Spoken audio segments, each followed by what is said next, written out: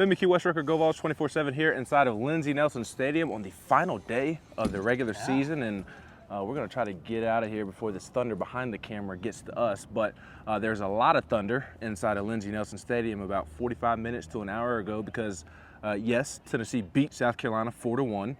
Xander Seacrest was phenomenal. We'll talk about him in a moment to complete the sweep of South Carolina. But with that sweep of South Carolina and with a little help from its in-state rival, Vanderbilt, knocking off Kentucky in pretty big fashion, Tennessee and Kentucky are co-SEC champs. And Tennessee will be the #1 overall seed in the SEC tournament this coming up week in Hoover. And also, one that kind of flies under the radar, Tennessee now SEC East champs for 3 out of the last 4 years, and this year being the last time the division is around. Just another feather in the cap of Tennessee baseball and what Tony Vitello has built here. Yeah, first off, there's a really good Ben Franklin joke there with the lightning probably, but since we might die, I'd probably just go ahead and let it pass.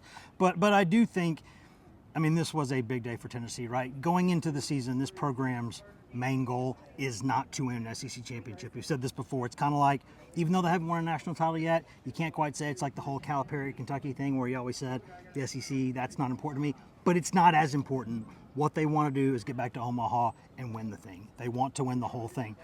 But if you win an SEC championship along the way, in the biggest crucible in college baseball, you get through that, you win 9 series in 10 weekends, the only team to do that. The co-champion, you went to their place and beat them. I mean, they've been the most consistent team in the league all season. I think on paper they're still the best team in this league. And it would have been a bit of a shame if the final records didn't necessarily reflect that. It wouldn't have been unfair because Kentucky played, I think, probably a tougher SEC schedule. It wouldn't have been unfair.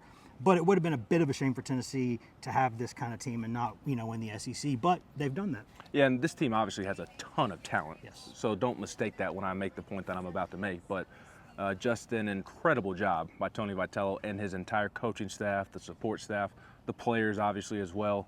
They have really had to piece it together. This was not 2022 all over again. I mean, A.J. Russell, who was going to be their ace, no disrespect to Drew Beam, but A.J. Russell started game 1 of the season for a reason, and he's going to be the ace next season. He's probably going to be a first-round draft pick at some point.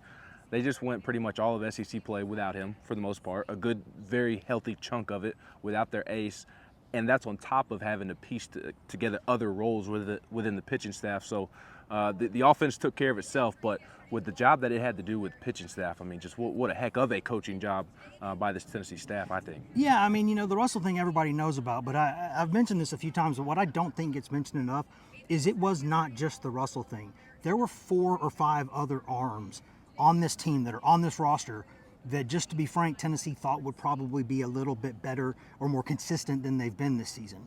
And so you're talking about guys that they maybe thought, hey, that could be a Game 3 starter. That could be, I mean, there were, like the role Snead has now is maybe the one they thought Causey would have at the beginning, right? This entire thing has changed.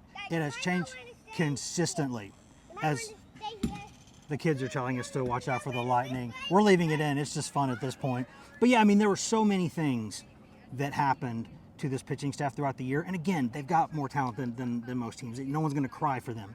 But to piece this together the way they have, I mean, it's been just fantastic. They didn't have their opening day shortstop either. And in steps in a kid who's going to be a freshman All-American. There's just story after story on this team of guys who, if you want to win a championship, any championship, you got to have guys step up and do things you didn't expect them to, because bad things that you didn't expect are going to happen, and you have to make good things happen to come up, and make up for that, and they've done that. Yeah, and it started today specifically from an individual's perspective. Xander Seacrest was just phenomenal. I mean, today, or that start he had against Georgia, by far the best start of the season and best start of his career. Yeah, his post-game presser might have been even better than his pitching performance today, but I mean, he just, listen, he said it really well. Baseball is a game, especially when you don't have like 102-mile-an-hour gas. Baseball is a game where the same exact pitch can be hit 450 feet or could be hit for 2 or 3 feet.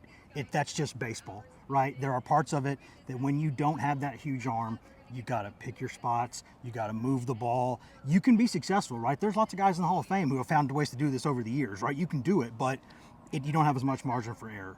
And so when he is dialed in, he is an SEC caliber starter. He absolutely is.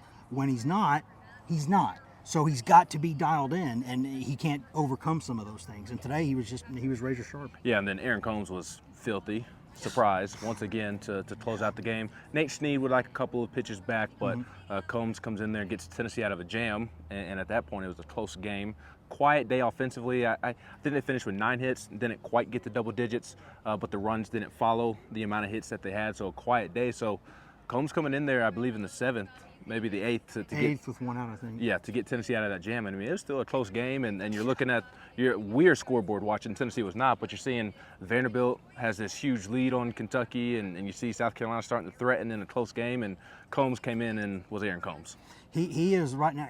He right now has the makeup, and you don't want to jinx it, of course, and people will get mad if I say this, but he is the kind of guy that emerges late in the season for a bullpen that makes a big run in the postseason.